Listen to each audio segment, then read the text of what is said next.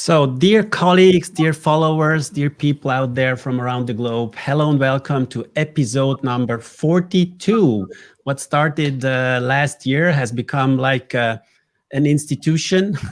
I started doing interviews with people, authors of the journal, but I extended this to CEOs of companies, photographers, important people I know, and I'm really happy to have another from my perspective as an enthusiastic CAD-CAM user for 30 years or for over 30 years, Roddy MacLeod, who followed my journey into CAD-CAM dentistry for over 20 years. Although you look like 30 years old, I don't know how you made 20 years at Dentsply Sirona. That's amazing, Roddy. So thank you for being in the show, and I would really stump into it and start directly with the first question for all people out there who don't know Roddy MacLeod. And I always have to think about Christophe Lambert playing the Highlander MacLeod. There's only one. There can only be one. So that's why I did this post writing, there's only one, for all the people out there who don't know this amazing series. But I think it was back in the 80s with Christophe Lambert playing this immortal Highlander. This was really great. A great TV. Yeah, absolutely. That was a very, very popular movie, not only in North America, but also in Europe. And, you know, I've had so many funny interactions in Germany because this is where I live now. And you know, I go to a store or something like that, and they, you know, you have to fill out your name or you give them your credit card or something like that. And they say, MacLeod, oh, there can only be one, kind of thing, you know. And every time it's this reference to this great old movie. And I even had one guy in a shop start swinging an invisible sword at me. Because he was so enthusiastic for the Highlander movie series. And no, but it's been a funny anecdote. So I come from Canada. That's where I was born, in a place called Nova Scotia, which is just on the eastern coast of Canada. It's a very small place.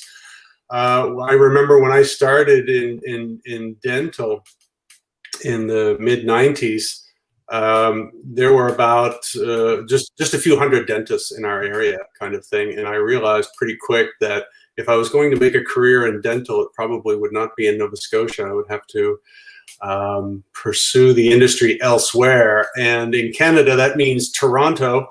And I had no interest in going to Toronto. And so, but in any case, my career started, Alessandro, with Patterson Dental. You might remember I was a general sales rep. I sold needles and cotton rolls and bibs and luting cement and all impression material, all these typical things that the dentist buys. And that's how I learned dentistry. You know, I sold a CEREC very early on to a fantastic dentist, Joseph Kleiner is his name. And he really taught me the ins and outs of prosthetic dentistry, so to say. So when is a chairside, you know, single visit application appropriate and when is it not?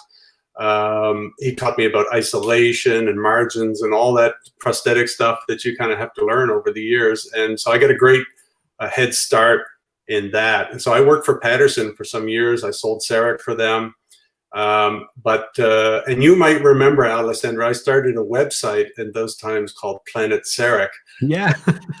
You remember that, right? Yeah. You had Planet CEREC and I had the CEREC.net. Exactly. And so you were doing it in Europe, I was doing it in North America. Yeah. And these were the first community websites for not only CAD-CAM dentists, but almost dentists, you know, at all, right? So at that time in the late 90s, there weren't so many, you know, Dental Town was not around at that time, and certainly CERECDoctors.com or any of these big ones that we know now, they were not around then. So Planet CEREC and CEREC.net were kind of the place to go for information about chairside dentistry and CEREC and all that kind of stuff. And I got known with that. And there was a dealer in Australia called Hallis Dental who was the exclusive CEREC seller in that region, Australia, New Zealand. And they asked me if I would come and set up a support department for them. So I worked for a couple of years down there. And I ended up meeting every single CEREC doctor in Australia and New Zealand at that time. There were several hundred. And, and every morning, listening to the complaints and the issues and the problems that doctors were having. And that just really fueled my enthusiasm for dentistry. I think what dentists do every day is incredible. I don't know how, I certainly could never be a dentist. What you end up doing to run your practice, to be a top-notch clinician and everything, that's really not easy. And so I've always been fascinated by dentists. The idea that you're the CEO of the organization, you're the head of marketing, you're the head of sales, you're the head of production, because you're the biggest biller, producer in the practice. Plus, you have to manage a staff. And run a business, and of course none of these things are taught in dental school. So I think most dentists learn on the fly as they practice and as they meet and talk to other dentists. So what you're doing here, for example, is wonderful, because dentists practice alone, and they very much feel alone because they're the one in the practice, they're the focal point in the practice, and who can they share these experiences with? And so the internet has always been a popular place for dentists, and as you and I know, and it's exactly these phenomena that the dentist goes through.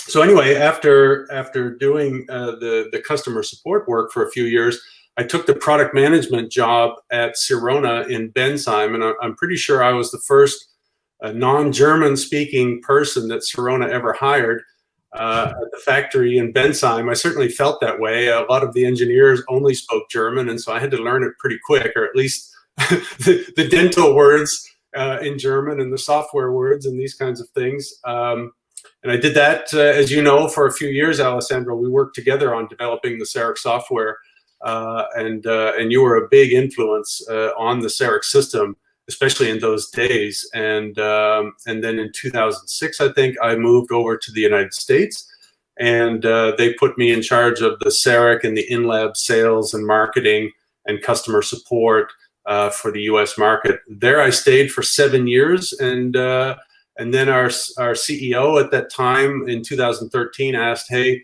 would you be willing to come over back over to Germany and lead the CAD-CAM division for Sirona? And I did that along with Dr. Joachim Pfeiffer, who you know very well. And I did that for 4 years, so 3 years until we did the merger with Dentsply, and then I stayed around for 1 year after the merger, and then stepped out of the company at that time. Yeah, that's interesting. But I think now we know a part of it, and when we prepared our interview, when you stepped down or when you left Dentsply Sirona, what did you then? Because this is interesting, also related to our passion, our common passion for you name it. What is our common passion? Photography. It's not only CAD-CAM dentistry; it's photography. Yeah, absolutely. And what did you do after leaving the company? So what's so funny is that, I got into photography in the mid 2000s when all the SLRs went digital, basically, because I'm a digital guy. You Planet CEREC in the 1990s, right? So who was building websites in those days? So I was a digital guy, and when cameras went digital, it was a natural fit for me. And so I got very into photography at that time. But I never was able to put my whole energy into it because I was working full time, obviously, in a very busy job and that kind of thing. But then when I stepped out of dental, I thought, geez, what am I going to do? Should you travel the world? Should you lay on a beach? What should one do?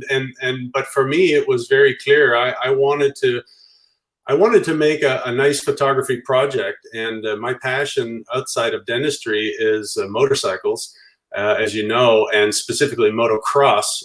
So guys, racing around, jumping their dirt bikes on tracks around Europe and around North America, and actually all around the world. And so I followed the World Championships for 1 year in 2018. So I did the full season. I traveled, I think it was 80,000 kilometers. There was something like 30 different countries I traveled through. So it was like working for Sirona with all the travel. But it was really a real pleasure. And at the end of that season, I produced a book called Will to Victory. And as you said, you just have one massive photo project to put all of your enthusiasm and your love into it. Was for me extremely satisfying, and I ended up selling a lot of books, and it was very, very, very well received by the industry that it represented.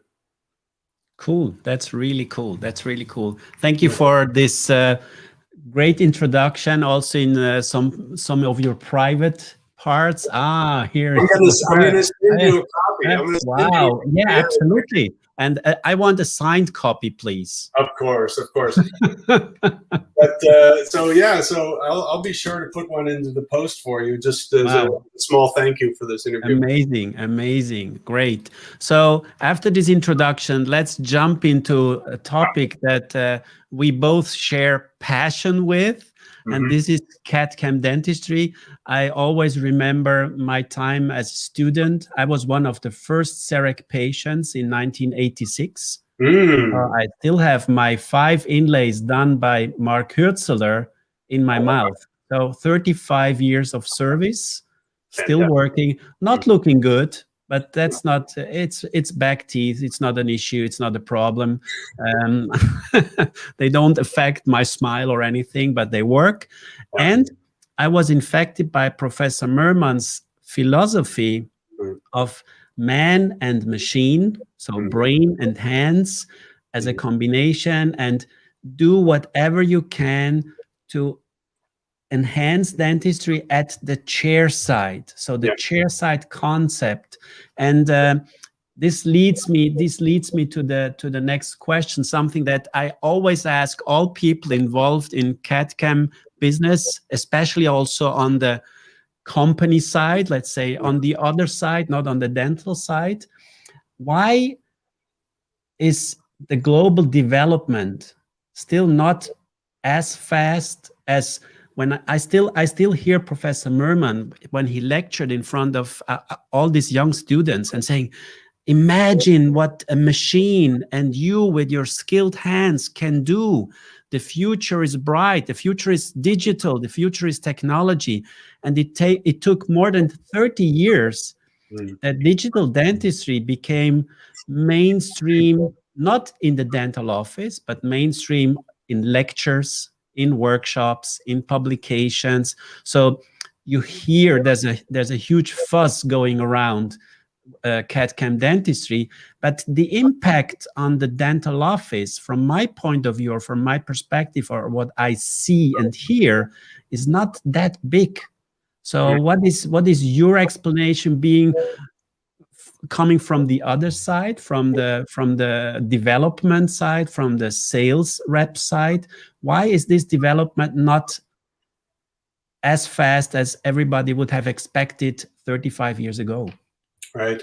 I mean, I share that perspective. When I saw CEREC for the very first time, I saw a demo of an inlay, and I was a sales rep at Patterson, and the Siemens rep at that time was doing the demonstration. And he did the demo, and he took the inlay out of the CEREC machine, and he popped it onto the model, and it fit like a glove. And I thought, everybody's going to do this. This is such a no-brainer, right? Every dentist is going to have this, because if the patient can only come once rather than twice, this is a level of convenience that's hard to pass up.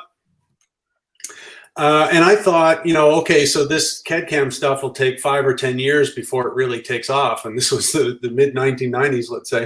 And here we are 30 years later. So I think, Alessandro, it's obviously, there's more than one answer to that question. But some of the things, the hurdles, I would say, that are out there include not only the complexity of the products. I mean, you remember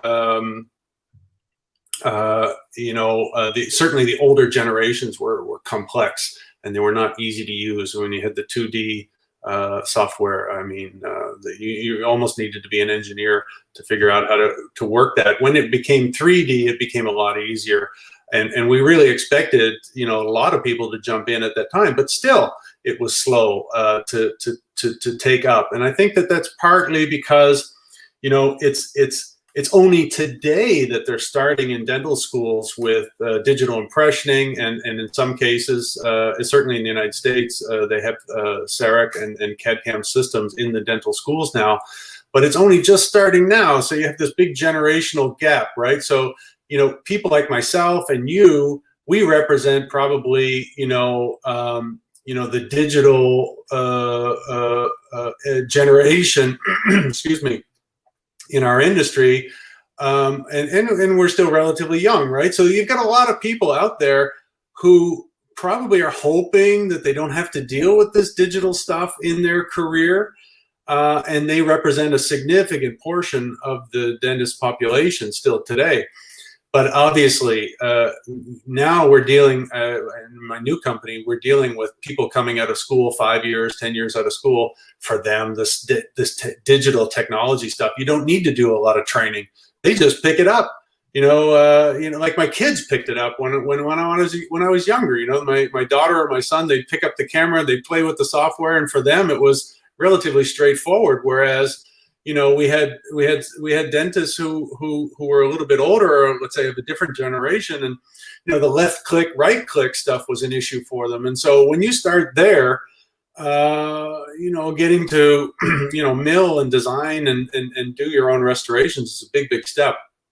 So I think that that's been part of it. The complexity of the product has been a problem. So I think manufacturers need to continue to make CAD-CAM easier for dentists. And I think that another area, Alessandro, that's very important is training, clinical training in using these technologies, right? So it's not like you just drop off an iPhone at the doctor's office and they're going to be able to figure out how to use it. CAD-CAM is a different thing. You're really changing your clinical workflow. And and a clinical workflow is a production workflow. So it'd be the same as if you went to Sirona in those days and said, look, I've got a new machine which can totally change the production of your factory. Well, they also would be skeptical. They also would need a tremendous amount of training and support to convert a significant portion of their production into a digital process. That's no big deal, right? Or that is a big deal, rather, and especially if the dentist has been having success. They don't want to disrupt the success that they're having or the consistency of their workflow and risk it, by adding this or that technology. So I think there's a lot of resistance, from that side of things. And today, I think what's slowing CAD-CAM down, particularly at the dental practice, is the rather premium pricing of the systems today, right? So there's only one or two systems today that are focused on chair side, single visit application, and both of them are well over 100,000 euro. So not every dentist is willing to take the clinical risks and the financial risks to just jump into that without serious consideration. So I think that the pricing of the system, the complexity of the system, and the, I would say, lumpy training protocols, all three of those have probably played significant roles in the slowing down, let's say, of the dentist adoption of CAD-CAM. The opposite is true in the laboratory space, right?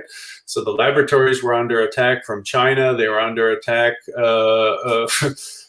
from all ends, right? There was significant pricing pressure on the labs, and they went to digital to cost optimize, and they just worked longer hours so that they learned the technologies and figured it out. And lo and behold, the lab industry, or the lab part of our industry, is far more digitized than the dentist side, right? Yeah, maybe they realize that they can take over the work from the dentists. So it was for business reasons that they jumped on the train, being more efficient, not only in production, but also cost effectiveness. So now I see the lab fees are a third of the of what they were 10 years ago or 15 years ago. Right. That's amazing. And again, mixed workflows are still dominant in the dental office. So the labs are more digital than the dental offices. But Sure. my explanation as a dentist is that what you mentioned, the high price, so the investment, still maybe not a long learning curve. So the learning curve is steeper. So you get quicker into the system with the latest software technologies. The latest generation of scanners is more efficient and easier to use. I see it also with my assistants in my office. But as long as men work or women work is cheaper, the shift will not happen. Right. So Right. delegating work. So I know a lot of dental offices where the dental assistant is taking the impression, doing the temporaries, taking the shade, filling out the form to send it to the lab. So the dentist is all what the machine could do is Right. done by a dental assistant. So why should the doctor? He still would have to hire the dental assistant. Right. In addition to that, buy the machine, and maybe the machine will then be operated by the dental assistant. Yeah. So this is a complexity of different factors influencing the decision making of a dental office to invest in new technologies. And in general, dental offices, they keep their chairs longer than expected. They try to work with the same instruments, so they use the burrs much longer than they should. So there's so many examples how dentists try to save money, not knowing that they lose money. So the more efficient you are, I think at the end it's really worth to throw away a diamond burr quicker and be more efficient with your work than trying to keep your instruments for a longer time. It's always my statement: any prep instrument will become a finisher over time. Those are good insights. Those are really good insights, Alessandro. That's the point that I see, and with the strategy. So this might bring us to the next question. So many companies have failed with their CAD-CAM strategies. So I think Dentsply Sirona owns, I don't know, 80% of the chairside market, or I don't know. You know the numbers better. So many companies try to go also CAD-CAM, but all brands I know, and even the big companies, they all failed. So what is your explanation? I think there's a couple things there. I mean, one of them is I think a lot of the companies saw the extremely fast growth of Sirona at that time and thought, okay, that's the CAD-CAM story, and we need to get into that. And Wall Street and investors and private equity put a lot of pressure on these bigger dental companies to react and to get into the game, so to say. And many of them did. Large implant companies come to mind. Some orthodontic companies come to mind. There's some traditional dental manufacturing companies come to mind. Many of them were forced into the reaction of this CAD-CAM stuff. And, I think from that perspective, they missed the entire paradigm shift, right? There's a paradigm shift in that chair-side dentist CAD-CAM industry, which is extremely relevant, and in fact, the dentists miss it too. That's the situation. And what are they missing? They're missing the patient view of things. Yeah. I remember when I came back to Germany in 2013 to lead the business unit, we had many internal discussions about how to grow the business and how to get things running and so on. And many people said, well, look, single visit, that's an American topic, right?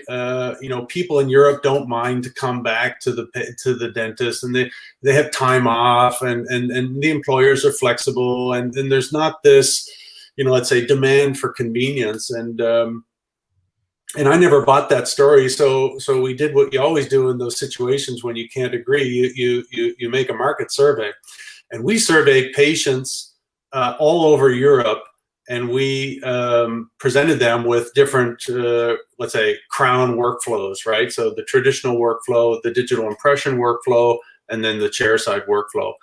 And overwhelmingly, all the patients preferred, you know, the single visit crown scenario over everything else, with a big difference to the other procedures, right? So, and when you're a dentist, I think you're focused on your skills. You're focused on the treatment that you're delivering. You're focused on doing the highest quality care that you can do. But quality, like anytime you buy something, is part of the equation. It's not the whole equation. You know, convenience is a big part of the equation, which explains fast food restaurants and why they're all over the planet, right? They deliver not food, they deliver convenience. And so that's maybe too much, that's too extreme. But we should also not be in the Swiss watchmaking business either, where we're only focused on the watch and not on the wearer of the watch. And so this survey was amazing, because patients told us, hey, not only am I willing to change dentists, I'm willing to travel farther to go and get a single visit crown and pay more if need be. And these results were astounding, because nobody in Europe, let's say, has this perspective or has this point of view. They think it's all that's all fast food American stuff. But in fact, people in Europe value their time as much as people in North America, which I don't find so surprising, having lived in both areas, right? You can feel it. And because people want to be on vacation, they want to be on vacation with a healthy tooth.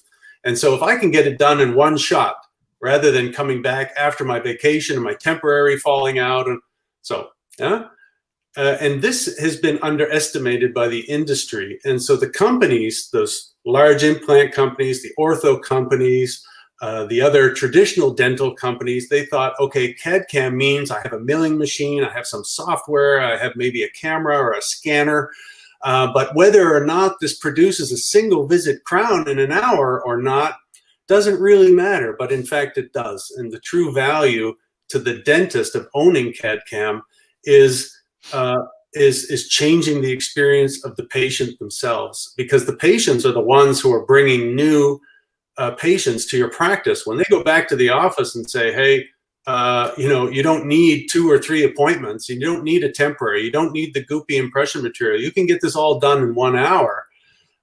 Those friends and those colleagues of those patients are going to call that dentist and start going there. And this has been missed in this whole CAD-CAM discussion. And I think a large part of that is because there's so many lab companies involved in CAD-CAM today that they drown out the messages of the dentist. And they're just focused on delivering milling machines and software and getting their materials into the practice, but they're not really driving the true value, which is for the patient's experience. Yeah, I'm an example of really implementing the whole strategy in my office. It's 80% of my income is CAD-CAM related, chairside dentistry, and that's and again, if I look at my patients, they are disappointed if I tell them we do a composite restoration. Absolutely. They would say, no, why? I would like this machine and this thing, and it's crazy. So without really pushing my patients, they see it, they enjoy it, and you get your clients or your patients. I prefer the word patients. For some years, we were talking about clients, right? But you know what the advantage of patients versus clients is? A patient follows the doctor's advice. Oh, that's true. A client, not. That's also true. So I prefer to be a doctor and talk to my patients or give advice to my patients. Mm-hmm. Marketing wise, we can talk about potential clients, but Right. I would prefer also in the dental industry to switch back to patients. Mm-hmm. Well, you're in the right business, because it's still the situation. You can talk fancy about clients and about spa treatments and all these things, yeah. But dentistry, it has demand almost without limits. No matter what market you go to, about 50% of the population goes to the dentist. Yeah? Only about 50%. And even in countries or regions where the dentistry is free, so to say, you still don't get really more than a 50% participation from the population going to the dentist. And if you work and you live in that industry, you have to ask yourself, well, how come only 50% of the total potential clients in my market are actually participating in my business? And I think that speaks volumes about the quality of the experience of going to the dentist. Patients don't appreciate going to the dental practice. The truth is, if you have to have work done, it's probably going to hurt, or it's going to be uncomfortable at the very least. And who likes to get hurt? Who likes to get a needle injected into them? I'm a needle phobia. Yeah, I really don't like needles, and so I avoid them as much as I can. There's no logic behind it, Alessandro. Yeah, logically I understand it all, but emotionally, some people don't like spiders. I don't like needles. Yeah, so how is the industry coping with this? We had needles since, I don't know, hundreds of years. Yeah, most of dentistry's procedures are hundreds of years old. And the industry itself has to do better to improve the actual procedures at the dental practice so that pain is not being delivered, yeah, but quality dentistry, pride, and joy. This is what we need to deliver, not pain. And the dental industry's got a long way to go. And I put a lot of blame on the industry itself for that, because the need is obviously there. If 50% of the world population is not getting regular dental care, that's on the industry. It's not on the dentist. It's, for example, if you could invent the burr with no sound, correct, you will be a billionaire. I think that's absolutely true. Yeah. You know, or let's say the pain-free injection, but there are some electric devices, but not really with a huge success. At the end, let's say almost all dentists go back to the traditional tools, and I think they will stay with those tools for a long time. I know a lot of patients say, I never go to the doctor, not to the dentist. I never go to the doctor because the day I go to the hospital, I will come out sick. Right. Because I feel good, I have no problems. Mm-hmm. And then you go to the doctor and he starts analyzing your blood, your pressure, your heart, your whatever, and then they find out that basically you should be dead, you know. and so a lot of people avoid going to the doctor and also going to the dentist, and right. The more fear they have, the less they come. So this is like a vicious circle. Yeah. And it's not easy. It's really not easy to overcome this. So yeah. Let's go back to CAD-CAM dentistry, and I want to highlight something. So your last career step we didn't talk about is now you're back into dental business after your photography and motocross roundup. So yeah. Now you're the CEO of CAD-Ray. So what is CAD-Ray all about? Tell us a little bit more about this company. Sure. So CAD-Ray is a distributor of CAD-CAM products. So that's what we do. That's the main business of what we do. We're the largest Medit dealer in the world, and Medit, as you know, is a Korean manufacturer of the Medit i500, i700, and these two cameras are very easily the fastest selling intraoral scanners in the dentist space, and I also think that the intraoral scanning segment is the fastest growing space in dentistry today. So that's a very fast growing business, and we're very well positioned there. So we have an operation in the United States. It was founded by a dentist, Dr. Armin Mirzayan, who you probably know. He's a CEREC dentist, a CEREC beta tester, a key opinion leader, a trainer. He was a co-founder of CERECDoctors.com. And Armin's been around for a long time. He's used every CAD-CAM system you can imagine. He's got almost all of them in his practice still today. And he saw the Medit camera and gave them a shot when actually nobody else really did 3 years ago. And nobody knew who Medit was or anything like that. And now everybody's talking about Medit, right? So we're the largest Medit dealer in the world. We are an organization, because we're founded by a dentist. He understands that clinical training is everything. Every dealer can open up, create a website, put a scanner in their shop and sell it. Everybody can do this. But not everybody can offer the clinical training that's necessary for you to be successful in CAD-CAM dentistry. And so that's our focus. We don't focus so much on sales as we do on clinical training. So just last weekend, we finished up our first, CAD-Ray Europe has been open since April. And we had our first training, our first clinical training for customers last weekend here in July. So for us, that's our main method of communication with dentists and interaction with dentists is through clinical training, teaching them what they need to know to be successful. That's very interesting, because when I started my dental career, it was the time where you were not able to buy a CAD-CAM system before you got the training. Right. You were not able to buy an implant system before you got the training. I remember that I had to go for a 1 week to Sweden. At that time, it was Noble Biocare. I had to do a 1 week clinical training at a Swedish hospital for the 10 first implants. At the implant kit was 40,000 Swiss francs, 40,000, but it included 10 implant placements assisted by a doctor and a nurse.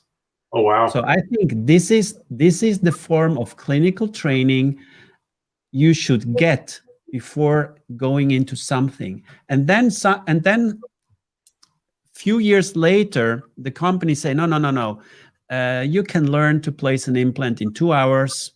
You can learn to do CAD-CAM dentistry in 15 minutes. Yeah. And this changed everything, and not to the good.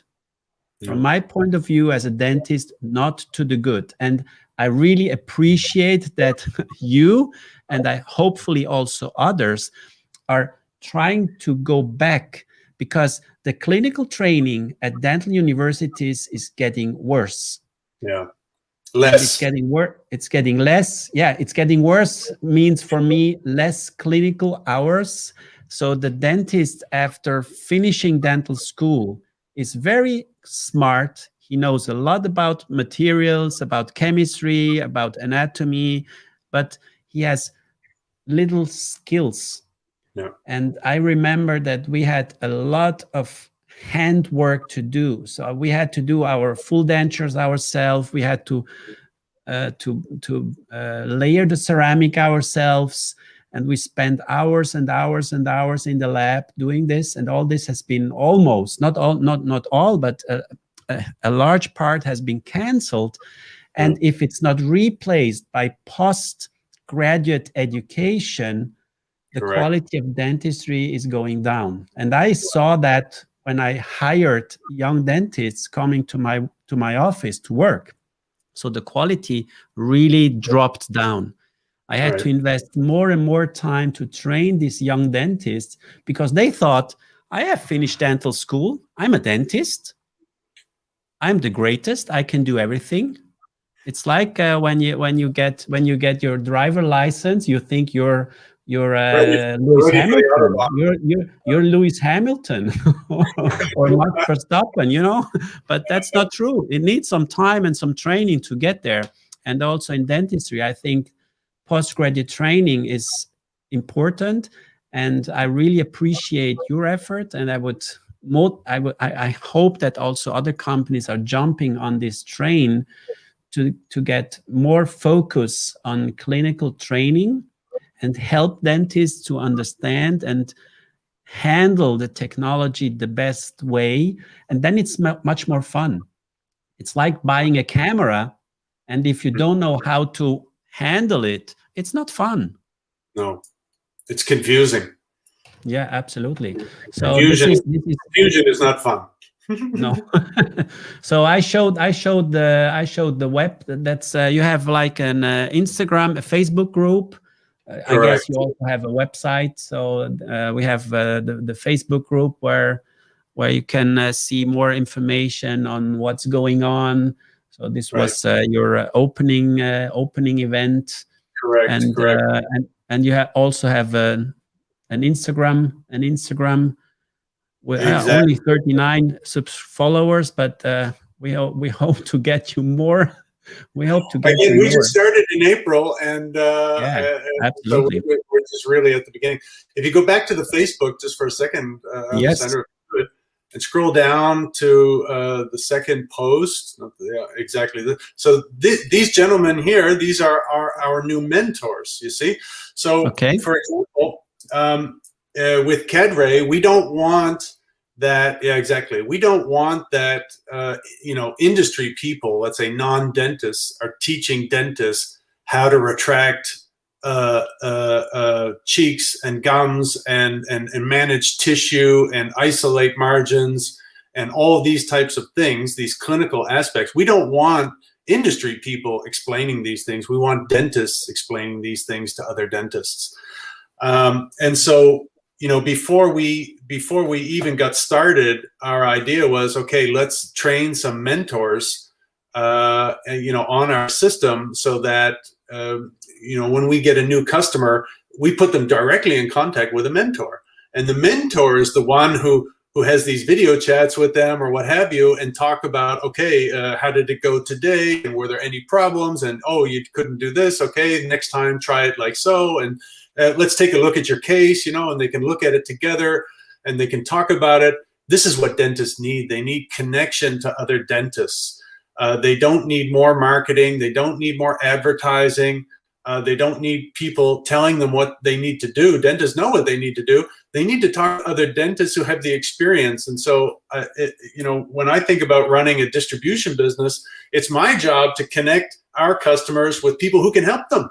And those are other dentists. Yeah. So the first thing we did was train mentors, even before we trained our new customers. And then this is our method.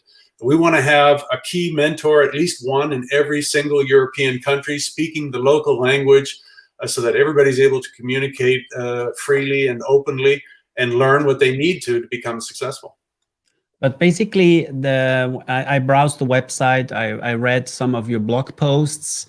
Okay. Basically, it's not absolutely mandatory to use a Medit scanner, because you're also like developing what I always call the missing link. So there are a lot of intraoral scanners out there, and they try to say, okay, I buy a CAD-CAM software and I buy a milling machine. I put all these pieces together, and that's the chairside system. And dear doctor, let's go. And it doesn't work. It doesn't work. It takes a little bit more. And I think CAD-Ray is also offering help to dentists. So selling Medit is one goal, but offering also, let's say, CEREC users support on how to enhance their strategy, because I know a lot of dentists who bought just the latest scanner, the Prime Scan. Mm-hmm. But no milling machine. So a lot are Connect users sending their work to the lab. So I think you could also help those dentists using 3Shape scanners or all other scanners out there, and tell them how they can integrate all this in their daily practice. I think the knowledge about the digital workflow should also be distributed or taught more out there. What do you think? Well, I think that's absolutely the case, and it starts with, one of those blog posts that you read was probably was, what are the things to consider before investing in CAD-CAM? Absolutely. And that's a very important topic, right? Because when you say dentist and you say CAD-CAM, well, it's not really clear what you're talking about, right? Because in the dental practice, I would say there's 3 distinct CAD-CAM workflows if you're going to mill in the practice. Then the first one is the one that we all know, the single visit dentistry story, right? So that's where you scan, you design, and you mill, and everything's done, and the patient is checked out within an hour, hour and a half with their final crown. That's the single visit story. And then you have what some people call same day dentistry, which means, you do part of the work in the morning and then you bring the patient back later in the day to seat the restoration. That's what I call same day dentistry. And then, of course, you can have in-office production, which is essentially having all the laboratory functions in your CAD-CAM system and not delivering it in a single appointment and not delivering it in the same day, but delivering it in the way that you would as though you sent the work out to a lab, but you're just doing the work inside the practice. So those are the 3 distinct workflows in the dental practice for CAD-CAM, and it's very important for every dentist to understand, or to at least go through the thought process, which one of these fits me best. Do you like to impress your patients? Do you like to create enthusiasm and generate a real relationship with your patient? Then go for single visit dentistry, because nothing develops your relationship with your patients more than that. If you want a part of that, but a little bit less pressure, then it's the same day story, I would say. Yeah. And if you're really just focused on cost optimization, okay, then fine. Bring in a CAD-CAM system to allow you to do the production after hours or on the weekend or in between patients, however you want to do it. And you get your per unit cost savings. And it's important as a dentist to understand, okay, which one of those models fits me best, because that's going to direct you towards this or that company providing this or that CAD-CAM product. And now, of course, at CAD-Ray, we're an integrator of technologies, right? So we're not offering a complete full system under the CAD-Ray brand. We have Medit scanners. We do have our own CAD software. We can talk about that. We have milling units as well that we sell. And what we do at CAD-Ray is we make sure that all of these components work together well, and that they can deliver a sensible workflow, so that the dentist doesn't have to stop and start and stop and start, but rather start with the scanner, go straight into the CAD software, and then straight into the mill, and have some kind of a sensible, timely workflow. So we're choosing the products that we represent based on these criteria, right? Everything has to work together smoothly in a way that we can support it, so that the dentists who buy the systems are happy at the end. Yeah, but I think this is important, and I encourage the non-CAD-CAM dentists out there to take a look, because this is also something that I was missing in the last years from the big companies, to really ask the dentist. Maybe they did some surveys, but not really telling the dentist, look, I can offer you an analysis of your practice. Mm-hmm. And many dental offices should be analyzed not only about their workflows, but also how they handle their employees, how they handle their material selections. And there are so many things that we never learn at dental school. And I think, especially if we're talking about a huge investment, the analyzing your office, if I'm an endodontist with the microscope, there's no sense to buy a CEREC system. Sure. Let's say as my first priority. So, but offering the service of, say, okay, tell me who you are, tell me what you're doing, and I can tell you what strategy would be best for your dental office. I see it on social media. The accounts that are the fastest growing ones are the ones giving people advice how to be successful, how to manage your social media career, your social media life, how you make money on social media. These accounts are exploding because everybody wants to know, oh, how can I be successful? And I don't know why the dentists, I don't know, are afraid of asking somebody, how can I be successful? Yeah. You well, know? you're not supposed to be successful as a doctor or as a dentist. You know, you're supposed to be focused on patient care. But overall, a dental office is a so-called small enterprise, and yes, for example, in my office we are 10 people, and you have to manage this, and it's the main focus are my patients, but there's a lot of things around that needs to be managed as well. So this leads me then, because time is running, Roddy, and this leads me to the because I could talk for hours with you. I'm telling that all my guests, I could stay here for 3-4 hours, but this at the end must be too annoying for people watching this. But let's jump into the last questions for tonight, and I'm sure that, or hopefully I will meet you in person again soon, and we will have time to chat a lot of things, and I will follow what you're doing on your website, on your social media channels, and especially social media. I can give you an advice. Big companies are not knowing what social media is all about. There are two words. So the name of the game is social media. And too many companies are focusing only on the media part, missing the social part. And the social part is also what you were highlighting with educating dentists. Being social is communicating, is exchanging, is talking to each other, is listen to each other. And this is what I think, or what I really appreciate about your company, that you listen to us and try to help us enhancing our experience, because most of the dentists are like single fighters. One dentist in the office, and what should I do? Oh, I have a problem. Houston, I have a problem. Where should I call? What can I do? So, and especially using technology, that might be happen, quite often in some offices. So, to sum it up, and that's always my final question to my guests, is what is your advice to young colleagues? And you ask me, young colleagues, do you mean dentists, or do you mean people from my side, from the dental industry side? Maybe you can give us two answers to the question, Roddy.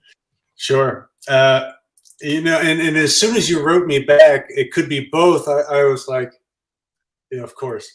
So the advice is very similar for both the young professional getting into the dental industry and wants to become successful, however they define that. But I can tell you can have a very fulfilling professional dental industry career working at a dealer or a manufacturer if you do the following. Make your customer successful.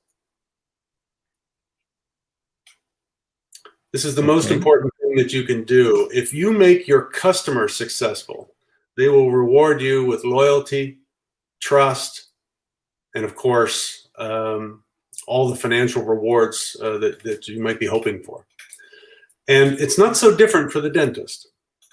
I would say to the dentist, the young dentist coming out, it's obviously critical, everything that you learned at dental school.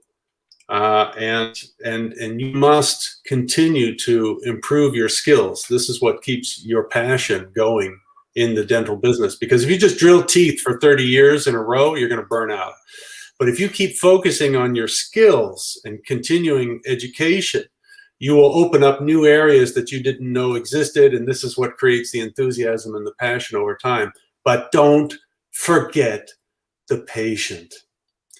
Make your patients happy, and they will shower you with loyalty, with referrals, and all the financial resources you could hope for.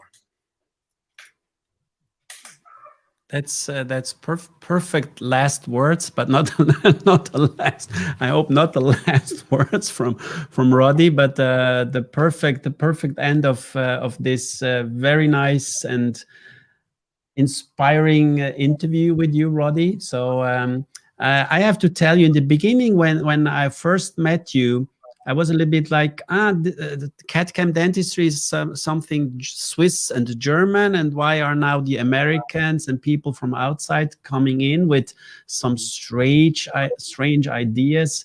But at the end, it's the combination. I was the more I got into all this, the more I felt that we have to go for synergies. And you know that in some parts of the world, synergies were not an option, unfortunately. So Right. I think we should really share more knowledge in between dentists, and not try to really accumulate and try to host everything in a few hands. Distribute the knowledge, distribute the information, and spread. Let's say it's easy. Spread the word out. Absolutely. And that's what social media is for, Alessandro. Yeah. That's why we are doing all this. So Roddy, thank you very much. Thank you very much for this nice discussion. I'm sure our paths will cross. And No doubt. yes, everybody out there, subscribe to. I have a small YouTube channel. I'm bigger on Instagram and Facebook. Facebook is the Happy Birthday channel. Right. True. And Instagram, I decided to go more for Instagram. I see more potential there for visual presentation, what I'm focused on. And I think also for education, Instagram is for sure a great tool companies should use more often. So thank you very much, all out there. Have a great evening, have a great time, and see you again soon. Bye-bye.